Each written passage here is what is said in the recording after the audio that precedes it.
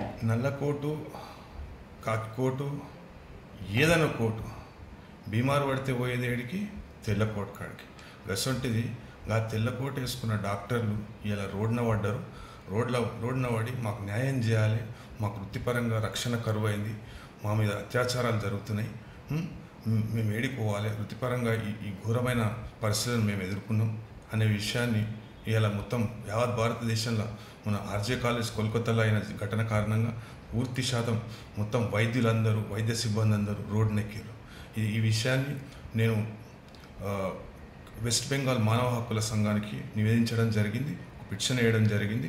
ఈ వైద్యులకు లేకుంటే పారామెడికల్ స్టాఫ్కు ఎట్లయితే మన రాష్ట్రంలో ఒక చట్టం ఏర్పడింది, మరింత పటిష్టంగా ఒక చట్టాన్ని అనేది ఏర్పాటు చేసి వాళ్ళకు రక్షణను కల్పించాలని కోరడం జరిగింది. అదేవిధంగా న్యాయవాదులు కూడా ఇంతకుముందు వృత్తిలో ఎన్నో సవాళ్ళు ఎదుర్కొంటుండే వారు చేయాలని కోరడం జరిగింది. ఈ విషయంపై వెస్ట్ బెంగాల్ మానవ హక్కుల కమిషన్ ఎట్లా స్పందిస్తుందో మనం చూద్దాం. అదేవిధంగా పూర్తి స్థాయిలో భారతదేశ వ్యాప్తంగా ఒక ప్రత్యేక చట్టం అనేది తీసుకురావాలని కోరడం జరిగింది.